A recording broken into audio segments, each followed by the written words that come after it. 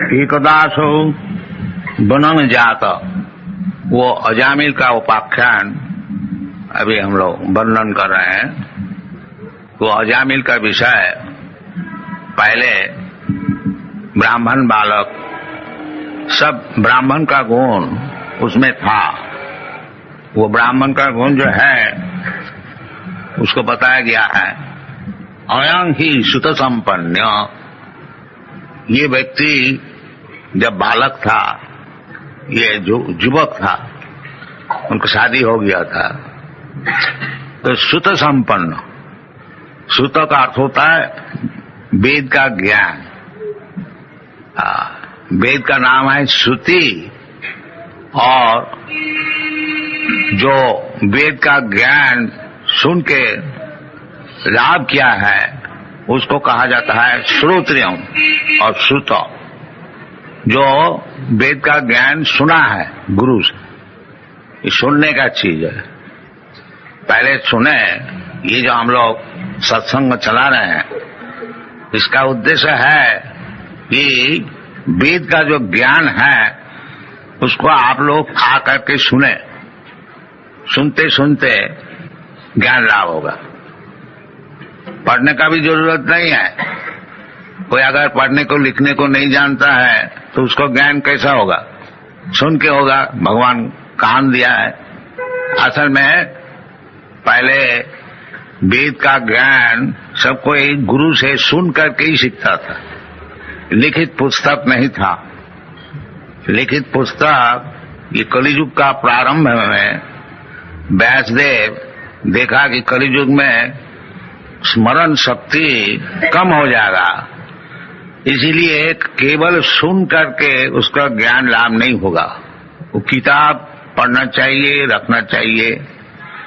इसलिए हम लोग इतनी किताबें सब छप रहा हूं कि केवल इधर कभी कभी आप लोग आए, सुन करके चले गए।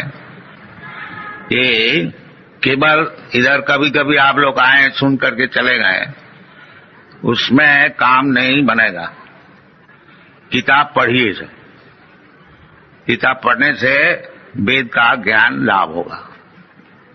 इसलिए ये जो ब्राह्मण बालक अजामिल, आज इनकी इतनी दुर्दशा हुई है, उसका कारण ये यमराज का जो दूत है बता रहे हैं कि ये व्यक्ति पहले जैसा ब्राह्मण का गुण होना चाहिए तो सब इनका था।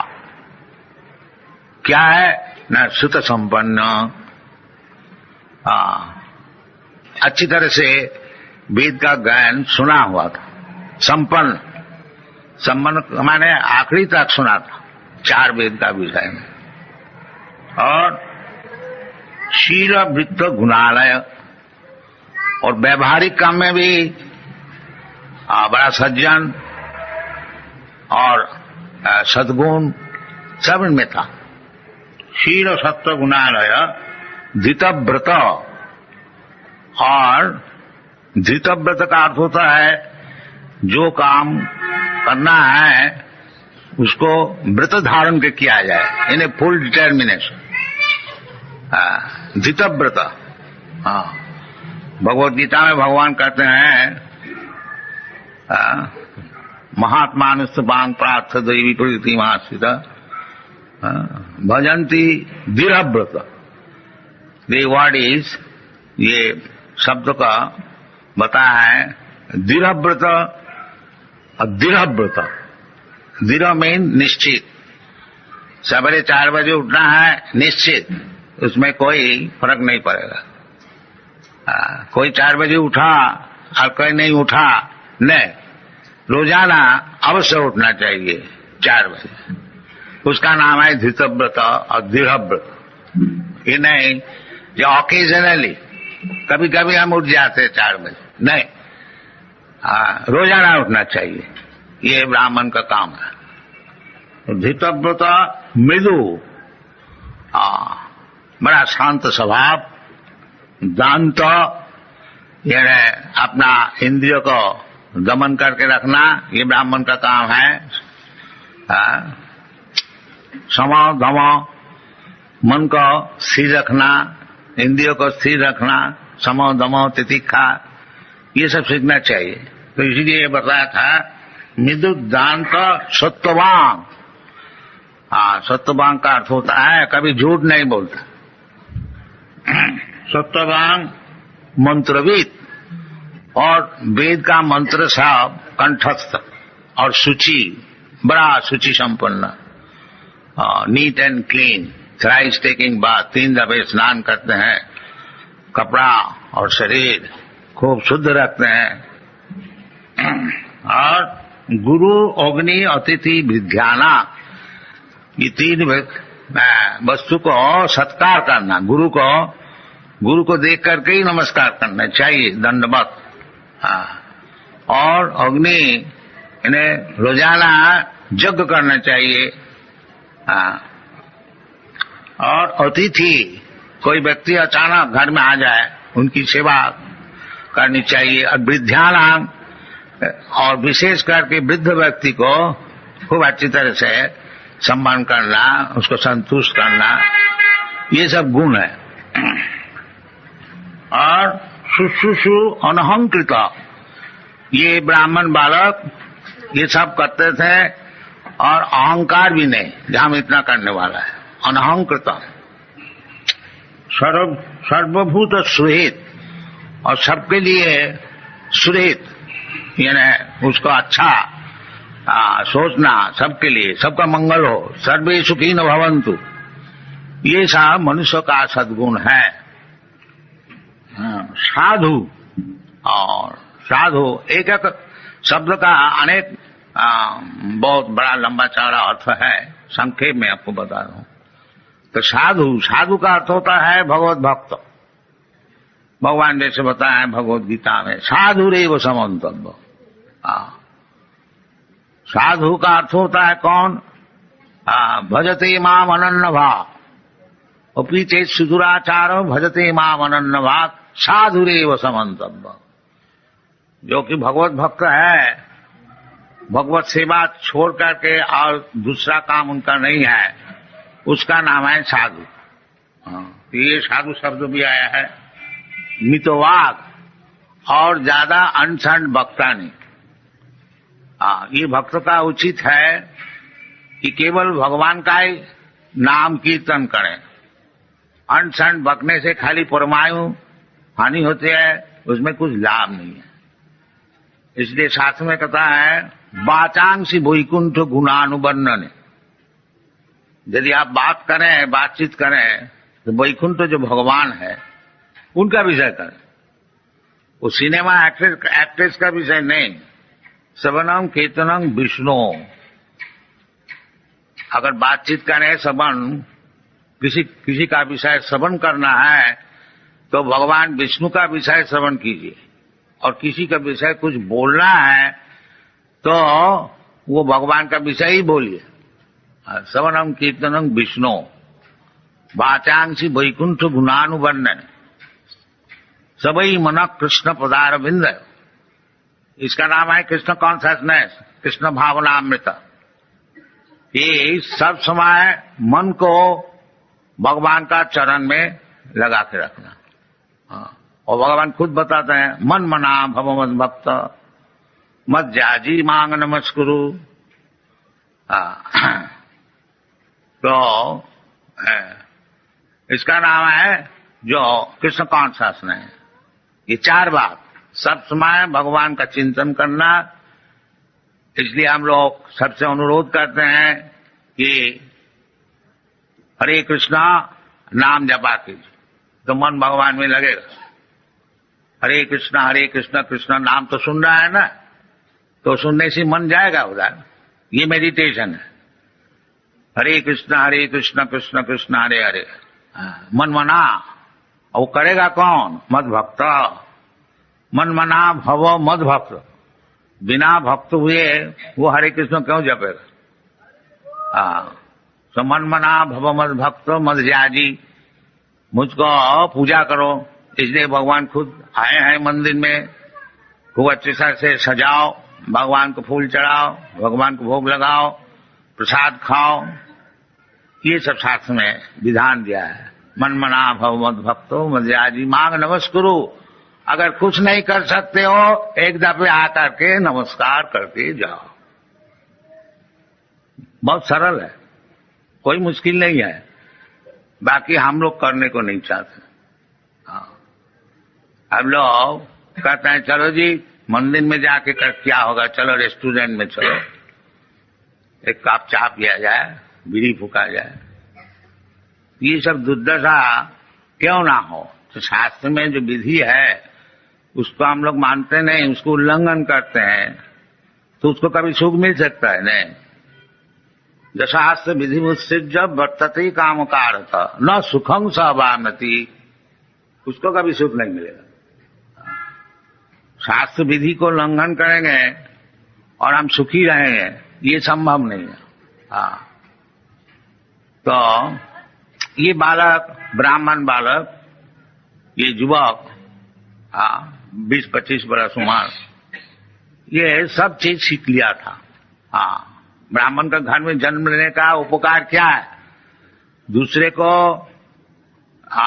सीखने पड़ता है। और ब्राह्मण का घर में जन्म होने से पिता माता का आचरण देखकर ये खुद ही सीख जाता, ये उपकार है। और ब्राह्मण का घर में जन्म हुआ और पिता माता का भी ब्राह्मण का आचार नहीं है, तो बालक कैसे सीखे। और उसको सिखाया भी नहीं जाता स्कूल कॉलेज में भी, तो ये पतन हो गया। तो पतन होने का बहुत कारण है, और एक कारण ये बता रहे हैं कि एकदा असौ, वो जो अजामिल ब्राह्मण कुमार एक दफे बनंग जात वन में गया था। ये एक दिन नहीं, ये ब्राह्मण का काम है जो वन में बगीचा में जाकर के भगवान के लिए सब पुष्पादि संग्रह करे। भगवान बोलता है पत्रम पुष्पम फलम तोयम जो मी भक्त्या प्रयच्छति। भगवान को अर्चन करने के लिए कोई ज्यादा खर्च नहीं है, जो खर्च कर सके वो खर्च करे खूब अच्छी तरह से। और जिसका पास पैसा है नहीं, खर्च नहीं कर सकता है, उसके लिए भगवान राजी है, जो थोड़ा सा पत्र हमको दो, थोड़ा सा पुष्प हमको दो। भगवान नहीं बोलता है जो हमको ये सोना के थाली में लूची पूरी कचौड़ी लिया कर। भगवान खाने का बहुत है, उनको खाने के लिए कोई अभाव नहीं है। उनको कहते हैं चिंतामणि प्रकर सदमसु कल्प वृक्ष लक्षा वृतेषु सुरभिरभिपालयन्तम लक्ष्मी सहस्र शत संभ्रम से भगवान। भगवान की सेवा करने के लिए शत सहस्र हजारों लक्ष्मी, गॉडेस ऑफ फॉर्चून, सब सेवा करने के लिए तैयार। तो भगवान का कुछ अभाव नहीं है। भगवान ये बम्बई में जुहू में आके बैठ गए हैं, जो बेचारी खाने को है ही नहीं, इधर आपसे मांगने को आया, ये बात नहीं है। बात यह है कृपा करके आए हैं कि आप लोग मन मना भव मद भक्त मद्याजी मांग नमस्कुरु, ये सुविधाएं आपको देने के लिए आए हैं। और आप लोग चाहते हैं ये मंदिर किसी तरह से नहीं बने, भगवान इधर बैठ नहीं सके, ये आपकी प्रतिज्ञा है। भगवान बेचारी आए हैं आपको सुविधा देने के लिए, और आप लोग कृत निश्चय है कि इधर मंदिर को होने को नहीं देंगे। जब कीर्तन होए पुलिस में एप्लीकेशन दो, और पुलिस साहब कहें कि कीर्तन इज न्यूसेंस, तो ये परिस्थिति है। इसका नाम है कलियुग। जो भगवान कहते हैं जदा जदा ही धर्मस्य ग्लानि भवति भारत तदात्मानं सृजामि हम। ये धर्म की ग्लानि जब होए तब हम खुद आते हैं कि हमारा कोई परम भक्त को भेजते हैं उनको उद्धार करने के लिए, और वो बेचारी आए भी तो आप लोग उसको बैठने को नहीं देंगे। ये परिस्थिति है। तो ये बालक ब्राह्मण का सब गुण वो सब लाभ किया था, परंतु एक दिन एकदासो बनंग जाता, वो वन में जाने के समय किस लिए वन में जाते हैं ना, पितृ संदेश की द्विज। पिताजी घर में बैठ के भगवान की अर्चना कर रहे हैं और पिताजी आदेश दिया है बेटा ये सब फूल और घास और तृण ये सब ले आओ। ब्राह्मण है, उनके पास ज्यादा तो पैसा है नहीं, बाकी भगवान कहते हैं जो हमको पत्र पुष्प दो, पैसा है नहीं तो क्या हुआ, पत्र पुष्प तो कहीं भी मिल जाएगा, घर में भी मिल सकता है, घर का बाहर में भी मिल सकता है। ये कोई बात नहीं है जो लुची पूरी हलवा देने से ही भगवान संतुष्ट रहेंगे। नहीं, भगवान कहते हैं पत्रम पुष्पम फलम तो यम जूमी भक्त्या प्रजते तद हम अस्नामी, मैं इसको ग्रहण करता हूँ, खाता हूँ। और भगवान आपका हाथ में एक दफे खा लिया तो फिर आपको क्या अभाव होगी, तब तो आप सबसे बड़ा आदमी हो गया। ये सब उदाहरण है जो भगवान एक दफे जिसका हाथ से खा लिया था उसको कभी दारिद्रता नहीं रहेगा।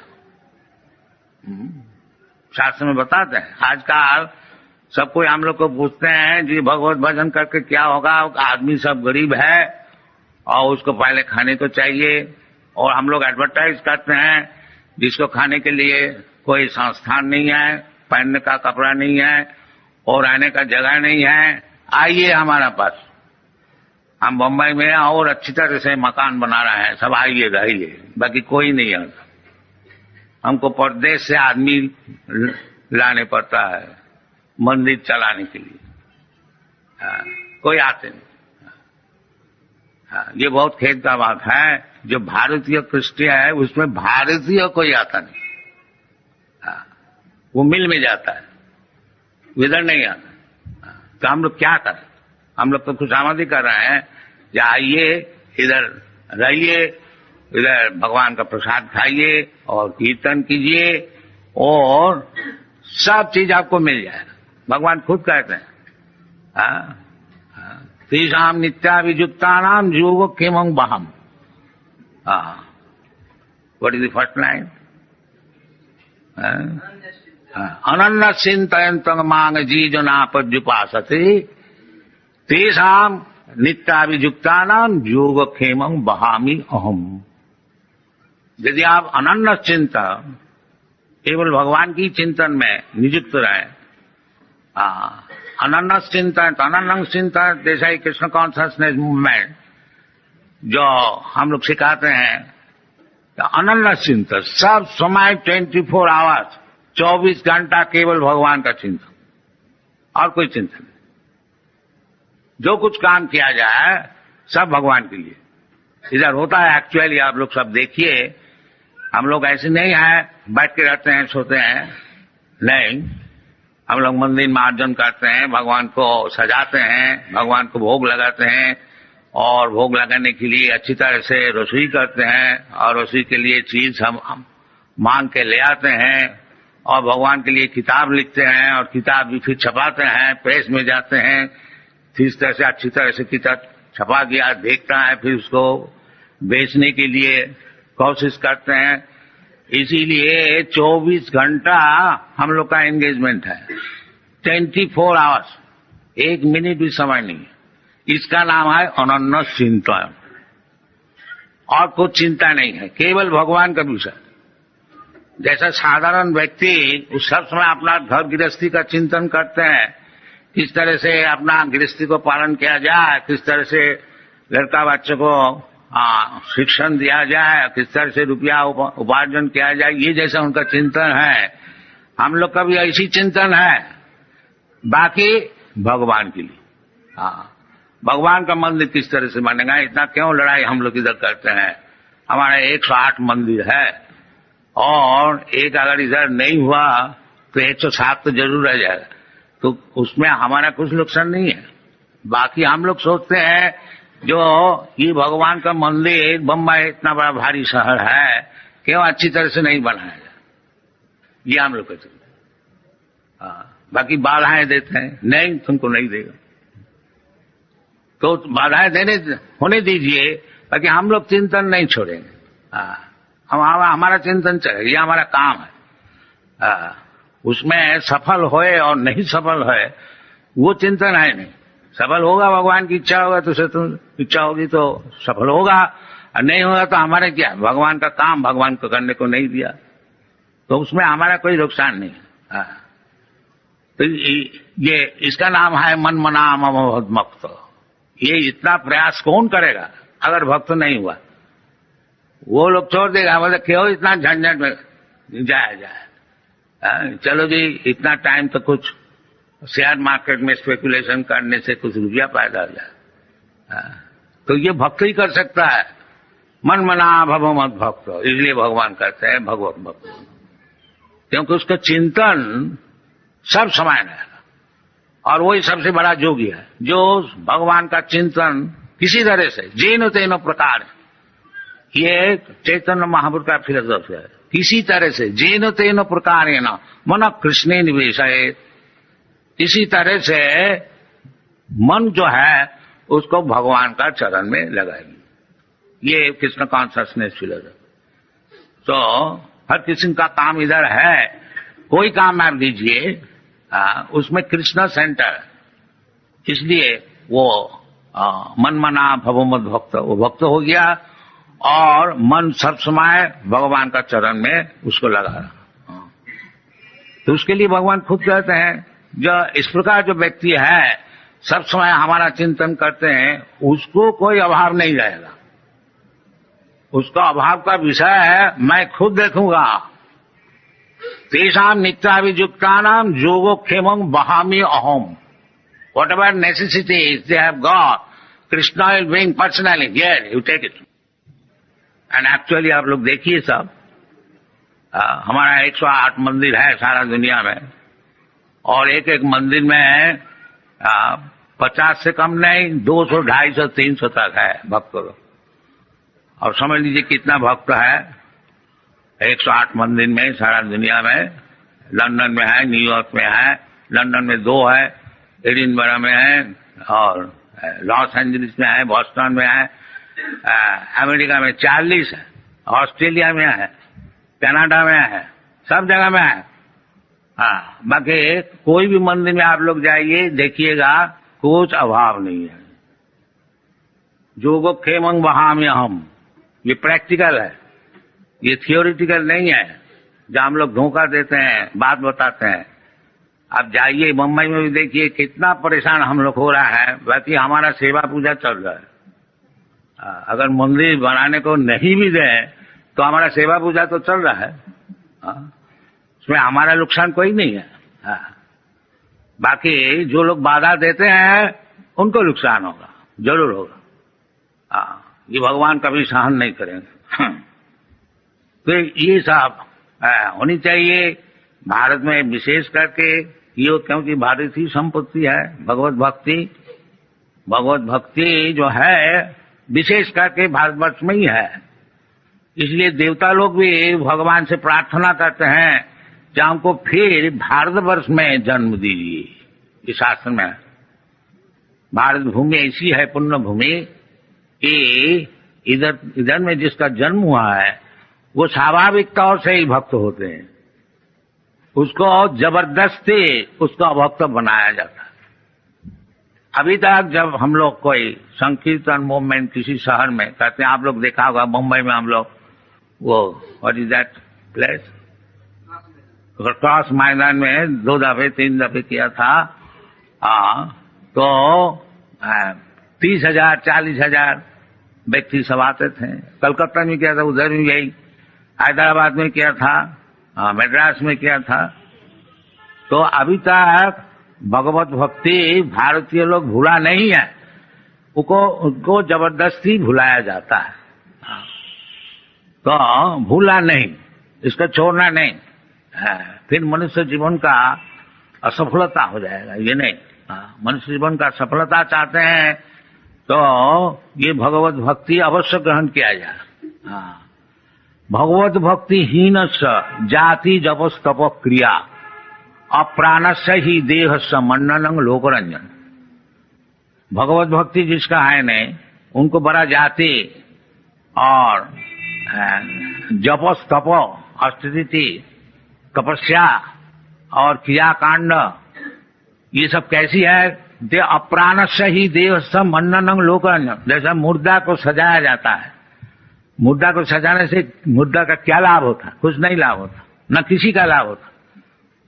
लोक रंजन, एक लोक रंजन है। देखो जी ये मुर्दा को कैसा सजा के ले जा रहा है, आदमी ताली ठोकेगा देखोगे, पर उसमें लाभ कुछ नहीं है। इसी प्रकार आप खूब बड़ा जाति बन जाइए और बड़ा इंडस्ट्रियलिस्ट बन जाइए, सबको बड़ा बड़ा बन जाइए, और भगवत भक्ति आई नहीं तो वही मुर्दा सजाने के लिए जैसा होता है वो बात। इसलिए भगवत भक्ति नहीं छोड़ना चाहिए। और चाहे ये भगवत भक्ति, ये जो अजामिल पिता का निर्देश अनुसार कहते हैं पितरी संद्री सकृत द्विजो, ये ब्राह्मण का लक्षण है कि पिताजी पूजा में बैठे हुए हैं और पिताजी ऑर्डर दिया है अज्ञान, बेटा थोड़ा फूल फल ले आओ और भगवान को सेवा में लगाएंगे। और द्विज, ये द्विज का काम है।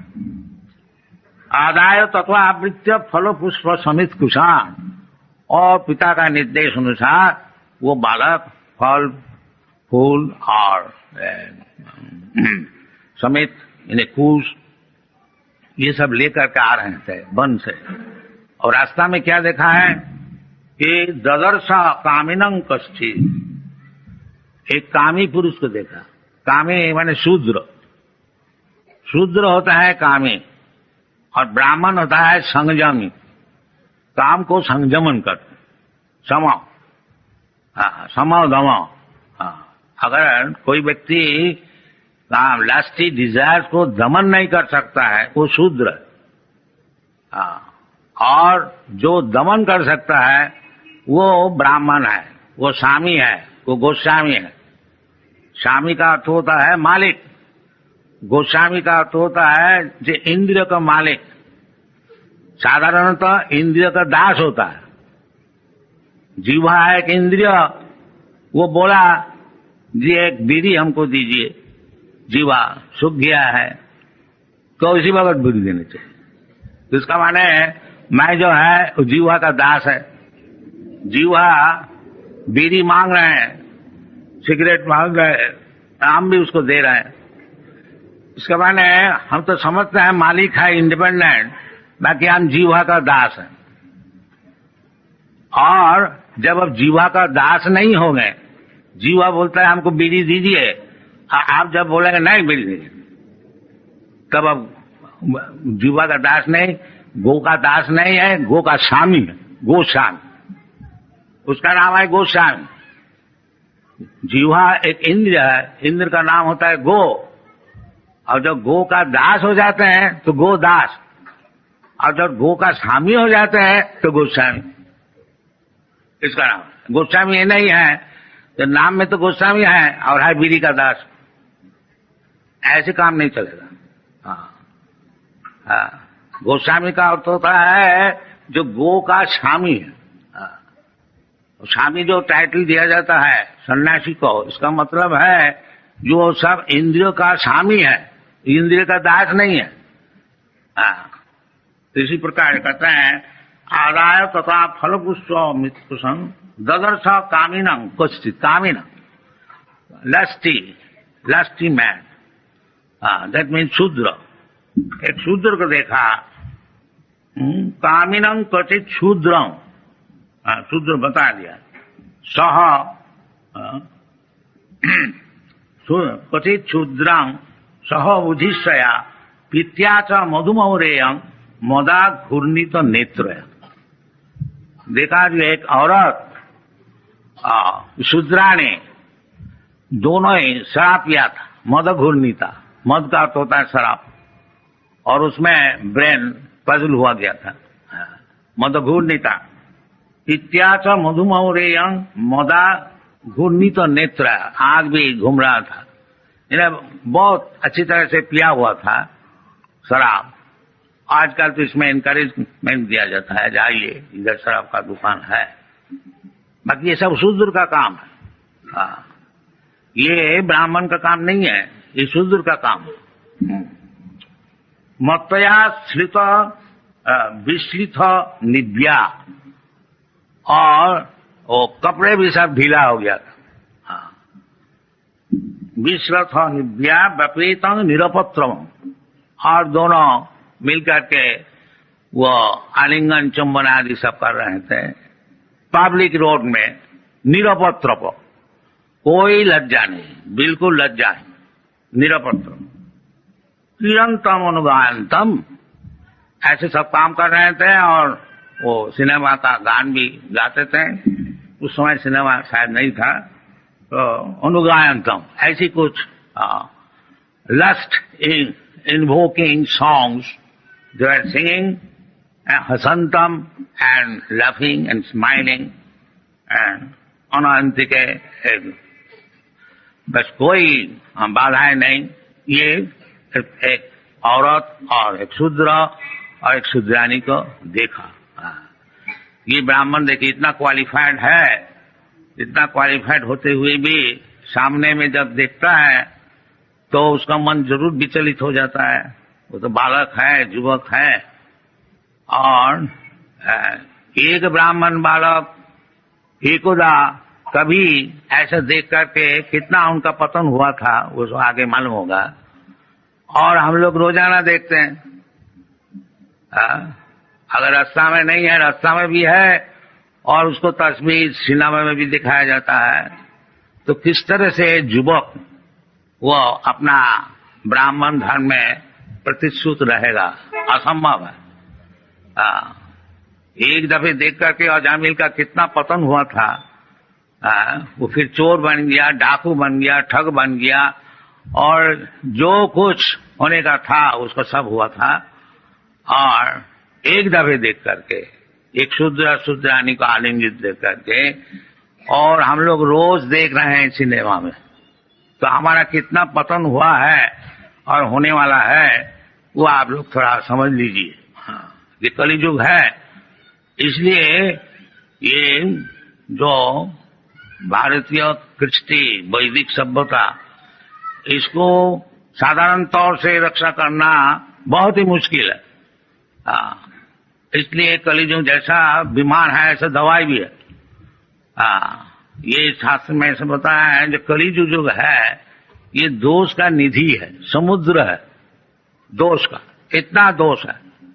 ये भागवत में 12वें स्कंद में बताया गया। तो इसके लिए दवाई क्या है, दवाई भी बताया। वो क्या चीज है? कलौ दोष निधि राजन अस्ति जी को महान गुण। वो क्या चीज है? कलौ दोष निधि राजन अस्ति जी को महान गुण। महाराज परीक्षित, कलियुग में सब तो दोष ही दोष है, बाकी उसमें एक महान गुण है। वो क्या गुण है? न कीर्तनादेव कृष्ण स मुक्त संग परम ब्रजेत। केवल कृष्ण कीर्तन करके, हरे कृष्ण नाम जप करके वो सब पाप से मुक्त हो जाता है और फिर वैकुंठ में जा सकता है। ये हरे कृष्ण मूवमेंट का ये तात्पर्य है। जो ये सब जो पतन हुआ है, कलौ अस्मिन् युगे जना प्रायेण अल्प आयुष, ये कलियुग में सभी प्राय अल्प आयु होते हैं। और आयु कमते ही जाता है। आस्ते आस्ते इतना कम हो जाएगा कि आगे जाकर के 20 से 30 वर्ष तक अगर जिएगा उसको बहुत बुढ़ा माना जाएगा। ऐसा शास्त्र में लिखा है। अभी तो 50-60 तक ही है, इंडिया का एवरेज एज है 35 ईयर्स और समथिंग लाइक। तो प्राय न अल्प आयुष, ये कलियुग में सब अल्प आयु हो गए। और प्राय न अल्प आयुष करो अस्मिन् युगे जना, और पारमार्थिक ज्ञान लाभ करने के लिए, मुक्ति होने के लिए इसको प्रयास नहीं जाएगा। तो इस स्थिति में शास्त्र में इसीलिए बताया है, जो हरे नाम हरे नाम हरे नाम इव केवलम कलो नास्तेव नास्तेव नास्तेव गतिरन्यथा।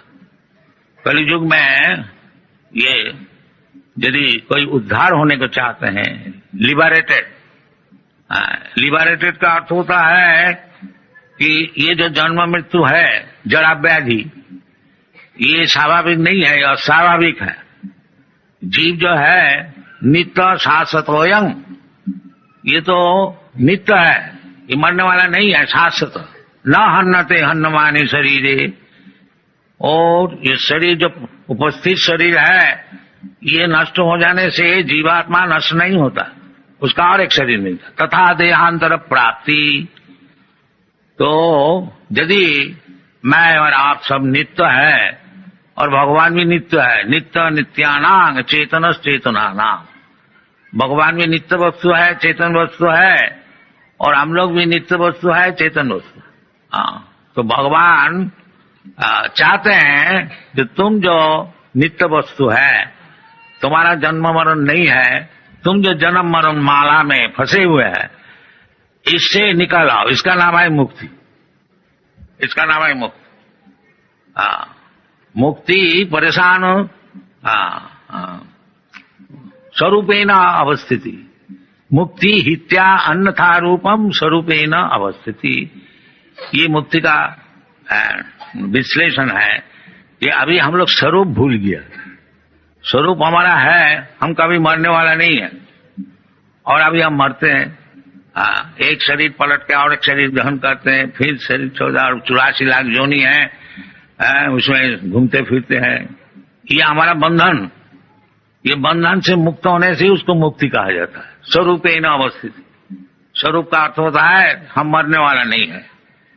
जन्म मृत्यु जरा व्याधि दुख दोषानुदर्शन, इसलिए भगवान कहते तुम सब दुख तो सब हल किया है। ये असल तुम्हारा जो दुख है ये जन्म मृत्यु जरा व्याधि, इसको हल करो। ये जो हमको 10, 20, 50, 100 वर्ष ज्यादा से ज्यादा छोड़ करके फिर मरने पड़ता है, फिर दूसरा शरीर ग्रहण करने पड़ता है, यही हमारा असल दुख है। और इससे जब हम मुक्त हो जाएंगे फिर हमको जन्म नहीं होने वाला है, मरण नहीं होने वाला। जिसका जन्म नहीं होता उसका मरण भी नहीं होता, उसको बार्धक्य भी नहीं होता है। तो जन्म होने से ये सब चीज होगा। तो ये कृष्ण कॉन्शियसनेस मूवमेंट है, ये भगवद गीता की शिक्षा है, जो जन्म मृत्यु से आप लोग सब मुक्त हो जाइए। और कैसे ना, केवल कृष्ण को समझिए, बस एक ही काम। जन्म कर्मम चमे दिव्यम जो जानाति तत्व, जो कृष्ण अजोपि सन अव्ययात्मा, भगवान कहते हैं हम अजो होते हुए भी हम देवकी नंदन होते हैं, जसदा नंदन होते हैं। कुछ हमारा कारण है, तो ये कारण को कोई समझे। जन्म कर्म चमे दिव्यम जो जानाति तत्व, ये भगवान क्यों इधर मनुष्य का रूप से आते हैं और देवकी नंदन होते हैं, जसरा नंदन होते हैं, और फिर इधर लीला करते हैं, इसको समझो। जन्म कर्म दिव्यम, ये है दिव्यम, ये साधारण नहीं है। तो इसको अगर कोई समझ गया, जन्म कर्म में दिव्यम जो जानाति तत्व तात्विक, उसको क्या लाभ होता है? मुक्त हो जाता है। तत्ता देहंग पुनर्जन्म नहीं थी मामी थी कम, उसको फिर ये शरीर छोड़ करके और भौतिक शरीर नहीं मिलता है। फिर किधर जाता? माँ में वो हमारे पास चले आते हैं वैकुंठ में। तो उधर जाने से जदगत्याना निवर्तन्ते तद्धामम परमम, जो वैकुंठ में जाने से फिर उसको लौटने नहीं पड़ता है, फिर उसको भौतिक शरीर धारण करने को नहीं पड़ता है, फिर वो निरंतर जीवन और ज्ञानमय जीवन और आनंदमय जीवन, आनंदमय अभ्यासात, तो इसका अर्जन करना चाहिए। ये इसलिए मनुष्य शरीर है। मनुष्य शरीर वो कुत्ता भेड़ी के लिए केवल खाया पिया और मजा किया और मर गया, ये मनुष्य शरीर नहीं है। मनुष्य शरीर इसलिए है कि भगवान को समझे। वो एक दिन हमको कोई पूछ रहा था जो मनुष्य जीवन का उद्देश्य क्या है? मनुष्य जीवन का उद्देश्य यही है कि भगवान का चरण में शरणागत हो जाओ, बस सब काम बन जाए। सर्वधर्मान परित्यज्य मामेकं शरणं व्रज, और उसमें क्या लाभ होगा? अहं त्वा सर्व पापेभ्यो मोक्षयिष्यामि मा शुच। आदमी का दुख होता है पाप से, और जो भगवान का शरणागत हो जाते हैं फिर उसका कोई दुख नहीं रहता है। अनन्य चिंतन माम जी जना पर्युपासते तेषाम नित्याभियुक्तानाम योग क्षेमं वहाम। तो ये कृष्ण कॉन्शियसनेस मूवमेंट का ये तात्पर्य है कि किसी तरह से भगवान का चरण में शरणागत हो जाइए, फिर आपको सब दुख मिट जाएगा, कोई चीज का अभाव नहीं है। हम लोग सब अभाव के लिए सब समय परिश्रम करते हैं। मन षष्ठानि इंद्रियाणि प्रकृति स्थानी कर सकते, तो अभाव निर्वाह करने के लिए, उसको पूर्ण बनाने के लिए मन और इंद्रिय से हम लोग काम करते हैं। मन षष्ठानि इंद्रियाणि प्रकृति स्थानी कर सकते, सो प्रकृति में नहीं होगा। जैसा कोई आदमी जेल में है, वो जेल सुपरिंटेंडेंट को अगर किसी तरह से सुखी करे तो उसमें उसको काम नहीं बनेगा। जब तक गवर्नमेंट उसको नहीं छोड़ देने का आज्ञा देता है वो नहीं छूटे। तो इसीलिए हम लोग जो ये भौतिक जीवन में स्ट्रगल कर रहे हैं, मन षष्ठानि इंद्रियाणि प्रकृति स्थानी कर सकते ममई वांग से जीव भूत जीव लोक सनातन। भगवान कहते हैं जो जीव है, जीवात्मा, ये सब हमारा अंश है। बाकी वो इधर मन और इंद्रिय लोग के इंद्रिय द्वारा सुखी होने को चाहते हैं। मन षष्ठानि इंद्रियाणि प्रकृति स्थानी कर सकती माने struggling, but he is not happy. बाकी वो हैप्पी कैसे होगा कि अपने बुद्धि से स्ट्रगल करके सुखी होने की जो चेष्टा चल रही है वो उसमें नहीं होगी। तो फिर कैसे होगा? न भोक्तारम जगतपसाम सर्वलोक महेश्वरम स्वेदम सर्वभूतानाम ज्ञाता माम शांति। वो जो मेंटल कॉन्कॉक्शन क्रिएशन करते हैं, ये प्लान किया जाए तो हम लोग सुखी हो जाएंगे, ये प्लान किया जाए वो कभी नहीं होगी। क्योंकि वो मन का प्लान है, वो भगवान का प्लान नहीं है। और दुनिया में भगवान का प्लान चलता है, हमारा मन का तुम्हारा मन का प्लान नहीं चलेगा। हम प्लान क्या है, जो हम खूब अच्छी तरह से मकान बनाए, बैंक बैलेंस बनाए और हम कभी मरेगा नहीं और इसको भोग करेंगे। बाकी भगवान का प्लान है तुमको मरना ही पड़ेगा, इसको सब छोड़ना ही पड़ेगा। तुम क्या प्लान बनाओगे? कुछ प्लान नहीं बनेगा। सर्वहरं मृत्यु अहम, भगवान बोलते हैं जब मृत्यु रूप से तुम्हारा सब चीज छीन लेंगे, बस कोई चीज तुम्हारे साथ नहीं जाएगा। बस ऐसी आए हो ऐसी जाओगे, एक शरीर लिया था अभी और एक शरीर मिलेगा, बस ये प्लान है हमारा। दैवी जैसा गुणमयी ममो माया दुरुत्तया, ये भगवान की माया की प्लान है, इसको आप अतिक्रम नहीं कर सकेंगे। दुरुतिक्रम it is not possible. You may try your best struggle but it is not possible. तो मामे जब प्रबद्धन्ते माया में तांग तरंती थे, जो भगवान का भक्त हो जाते हैं वो फिर नई प्लान बनाते हैं। वो तो भगवान का चरण में अपने को छोड़ देता है। जब भगवान आप ही का प्लान चलता है और अब आपका चरण में मुझको हम समर्पण कर दिया, जो प्लान आपको बनाना है बनाइए। Thank you very much. Hari